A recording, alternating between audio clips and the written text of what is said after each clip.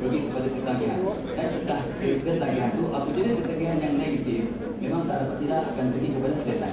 Ya, setan puncanya yang bertapak dalam hati. Suaminya sebut, ya, saya tadi surah Al-Baqarah ayat 29, ya, bunyi, ya,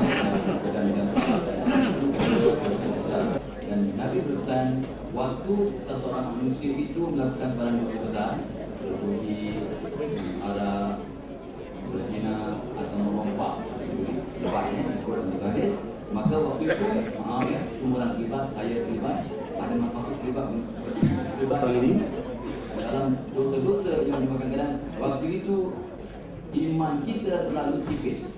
Waktu orang melakukan sebenarnya kita lain kita yang akan memula sebentar lagi dengan tajuknya Juli yang bermakna Siasan Malim nanti kita akan berhenti beberapa sidang forum untuk menyambut kehadiran Yang Berhormat Datuk sebab diberikan. Dan selesai saja acara forum tersebut, kita akan forum pengguna tempat. Dan sebelum penyerahan resolusi tapi kalau nak rumah dalam, tak payah tanam dalam. Jadi nak berduri, tak payah belajar. Kalau memang sukar untuk anugerah dikekal selagi dia tidak ada from the beginning. So sebenarnya agama dan dan semua peserta yang hadir pada hari ini, dulunya intervention, ketiga curative, dan keempatnya ialah mendidik manusia sampai selamat dunia dan akhirat. So the first one is prevention, pencegahan. Yang keduanya ialah mencegah, ya. Yang ketiganya merawat, yang keempatnya mendidik dan mentarbiyah, yang keempatnya. So saya lihat masalah perjuangan ini pihak kerajaan takkan mampu membendungnya sampai kiamat selagi dia punya prevention efforts tidak diperkukuhkan. Prevention itu pada diri yang berkenaan, semua manusia, pada keluarganya, pada masyarakatnya, dan pada pihak-pihak institusi yang berkaitan. Contohnya institusi pendidikan, institusi agama, masjid, surau, kelas-kelas tarbiyah dan sebagainya, dan juga institusi lain yang berkaitan, ya. Dan itu saya nampak. Sebab bila saya tengok dalam website apa yang pihak kerajaan telah buat, contoh je, ya. Ini sebagai mukadimah, ya. Dia kata sejak tahun 2013 hingga Ogos 2014 untuk judi online menggunakan internet, ya. Pihak PDRM telah merampas 167,477 unit komputer, 197,000 computers, ya. Yang kalau satu nilainya 1,000 sudah ada 167,000, ya. Dahsyat. Bukan 197 juta sebenarnya, ya. Dan dalam masa yang sama 2,500 orang telah didakwa dalam dua akta rumah judi terbuka, 1,753 orang didakwa di bawah akta enactment hiburan. So artinya kalau nak buat penguatkuasaan memang telah dibuat. Kalaulah penagihan dadah, pengeran dadah yang hukumannya oleh pihak kuasa ialah bunuh, mati, digantung, itu pun tidak dapat menahan siapa-siapa, pun tak dapat mengurangkan masalah dadah, tak kurang pun makin bertambah. What do you expect? What kind of enactment, apakah peraturan, apakah penguatkuasaan yang boleh dibuat oleh siapa-siapa pun termasuk kerajaan untuk memeteras perjudian. Kalau tidak dihalang daripada dia punya kena pangkalnya, asasnya, putihnya. So we got to nip the problem from the bud, ya, nip from the bud, ya, at the bud, insyaAllah. So ini yang saya nampak, ya, dalam kaedah judi ini. So what to do? Orang yang berjudi biasanya pencuri bayar.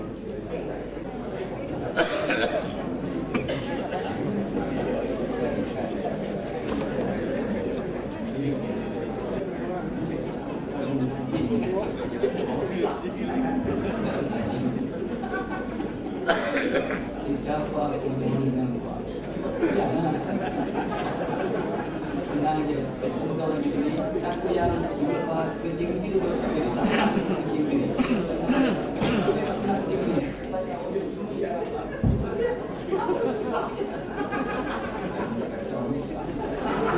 Tambah semini. Kadang-kadang kita melihat sesuatu itu dengan ringan.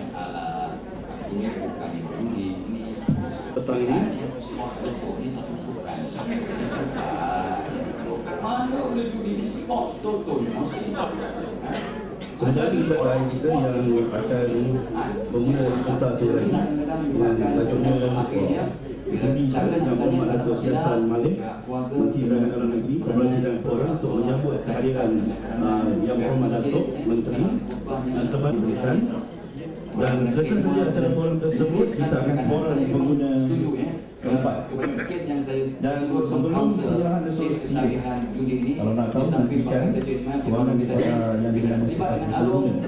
Maruah mereka terkadang memang orang yang tak peduli tu dah memang terlibat harum memang kerana cabutan bertuah dan pendiri Pak Menteri dan semua peserta yang ada pada hari ini. Saya nampak ramai orang belajar masuk. Nampak saya Allah. Tadi masuk. Nanti kita akan menantikan kehadiran.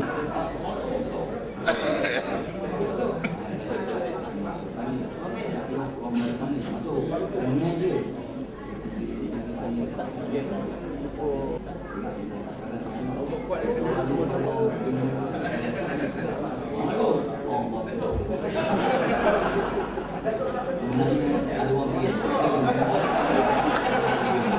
Tahun 2000, sekitar tahun 2000, collection cukai judi lebih kurang 1 bilion dan separuh daripada Magnum Corporation dan Big Swag telah menawarkan hadiah setahun 8.5 juta ringgit. Itu Big Swag. Nanti Dato' Fadilah akan jelaskan macam mana nak membeli Big Swag tu. Dan hasil ini Dato' Dr. Nazir, kerajaan dapat inilah nak buat jalan raya, nak buat kalau lubang kan Dato' juga komplain BBM kan, jalan raya Prim kita tak tahulah pakai duit apa. Dan juga perkara-perkara ini juga dari segi bahagian collection dan itu juga ada penampakan hasil kat situ. Dan dari segi kepenggunaan pengguna itu sendiri, bagaimana BPM melihat isu ini perlu ditangani, perlu diperangi, dan apakah lesen halal judi itu tak perlu ada? Silakan Dato'. Mana nak cerita ni? Macam mana pihak-pihak yang buat kuasa macam mana? Sebab benda ni banyak berlaku. Saya cakap tu terang ya. Orang-orang yang berada ni, dia ada duit, dia suruh perempuan masuk dulu. Dia daftar. Dia suruh perempuan masuk, kemudian baru dia masuk. Macam mana ni? Nama saya Kamal daripada Johor Bahru. Soalan saya kepada ahli panel. Sekarang saya tak nak cakap pasal judi yang lama ni. Sekarang pasal premis yang berlindung di sebalik pusat hiburan keluarga yang diluluskan oleh PBT sendiri. Jadi pusat hiburan keluarga ni, bila PBT datang buat checking, yang datang dia tanya ada lesen tak? Bukannya dia tanya aktiviti tu, bukannya dia bawa polis untuk serbu tu semua. Lepas tu, macam abang ni dah cakap tadi, kedudukan kedai tu kadang-kadang tak sampai 50 meter daripada balai polis. Saya ada buat kajian. Kadang-kadang yang main polis pun ada dalam tu main sekali. Bukannya orang lain, polis. Dia pakai jaket, kasut dia nampak sangat polis. Macam mana tu? Tapi apa pun kita melihat ini satu jalan yang amat besar yang daripada surface dia mungkin tidak terlalu besar, tapi hakikatnya orang yang berjudi ni dia macam jadi tahi judi. Ini yang kita cerita pasal judi yang lebih pada internet ni, dia online judi ya. Dapat RM10, dia pergi RM10, masuk untuk judi. Dan untuk kita kongsi juga ya, kita ada mendampingi dengan seorang yang pernah bekerja dengan antara token judi terbesar di Malaysia. Ini dia bekerja dengan token judi ini lebih kurang 15 tahun dahulu. Pendapatan 15 tahun dahulu token judi ini adalah 16 juta satu hari. Jadi banyak yang dia boleh beli dengan 16 juta ni. Jadi cuba bayangkan ya, dan dia berkuasa dan dia menguasai seluruh Malaysia. Dan dengan duit yang begitu banyak, macam-macam boleh dilakukan ya. Jadi yang ini yang haram. judi hari yang Rosli sebut tadi, judi yang berlesen. Legal bermasalah, tak legal bermasalah dulu. Orang nak berjudi, orang boleh pergi ke Genting Highland, judilah, kan? Jadi kita tak ada masalah. Tapi hari ini Genting Highland dah turun ke bawah. Jadi kawasan, saya tengok kawasan Datuk Fadilah Kamsah pun ramai juga, banyak juga orang terlibat dengan judi dan kedai judi berkata-kata. Macam mana Datuk tak tengok ke?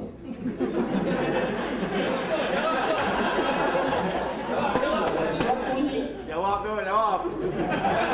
Jadi merata-rata dalam satu tempat di Kuala Lumpur, Seri Muda. Di tempat yang begitu kecil di Shah Alam ada 8 tempat judi.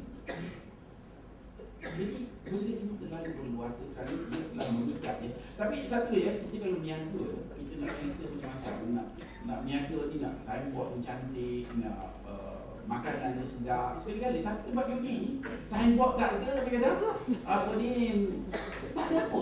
Kedai tutup yang saya sebut tadi, kedai tutup tu. Sampai kena dipecahkan oleh orang yang buat operasi pecah. Masa masuk jumpa kat belakang, memang bukan kat depan. Jadi kat belakang pun orang pergi bila telah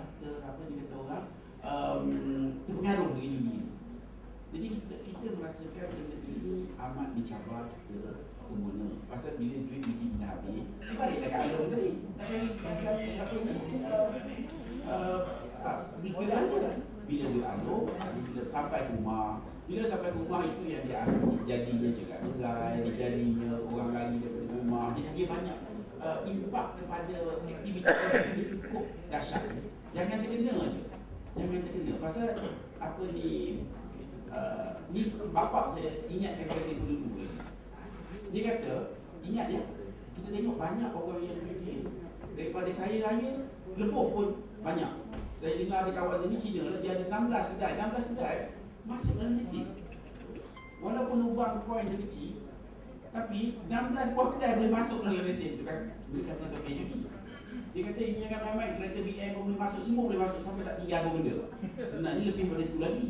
Dia kalau kena makan di rimau, kalau katakan Datuk Dr. Fadilah ni kena makan di rimau, saya jamin rimau tak makan baju dia, tak makan seluar dia, jam-jam dia tak makan. Betul tak? Betul tak? Kalau lah dia makan di rimau garanti tak makan jam. Rimau dia pandai pilih. Kalau dia makan durian bersih, dia orang biasa pakai durian tak perlu bersih.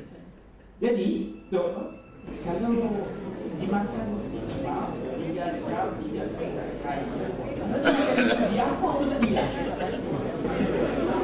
Habis sikit. Betul, dengan dekat lah tu. Jadi ini masalah.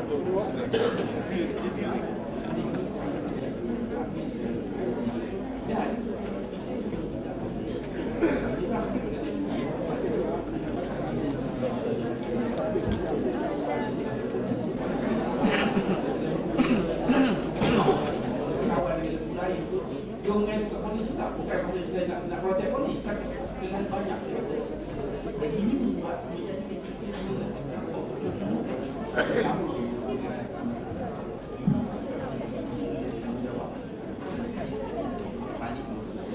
petang ini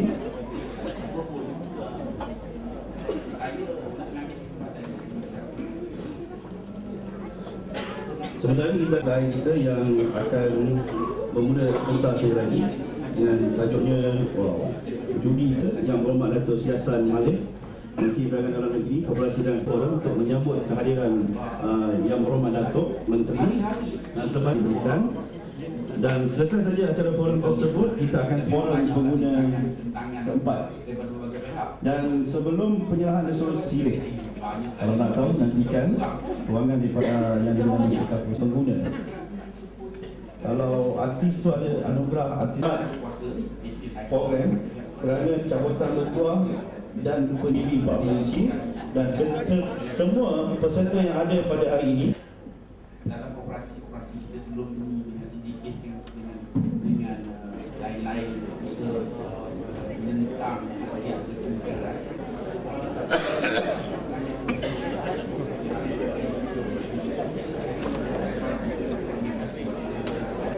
Datang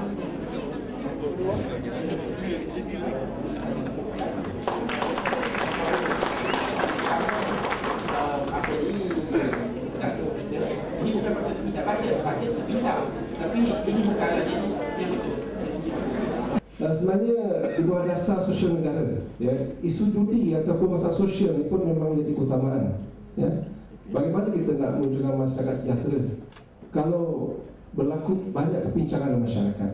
Ya, dan kepada kementerian sendiri, kita ada sebut di situ antara misi kita meningkatkan kualiti hidup masyarakat. Ya, tuan-tuan, saya di kementerian dah 3 tahun setengah. Saya terima juga banyak aduan dan panggilan. Sebelum saya pergi ke Subang Jaya pun lagi banyak. Kadang-kadang pagi-pagi saya terima panggilan seorang wanita, saya ingat lagi telefon saya. Kata, tuan, tak boleh ke tolong ambil tindakan pada pusat-pusat judi. Suami saya ni dah tak boleh berbagi dah. Itu saya pernah terima panggilan sendiri. Ya, belum lagi tengok dalam suara sahabat, ya, dan ada aduan timbul daripada email dan sebagainya.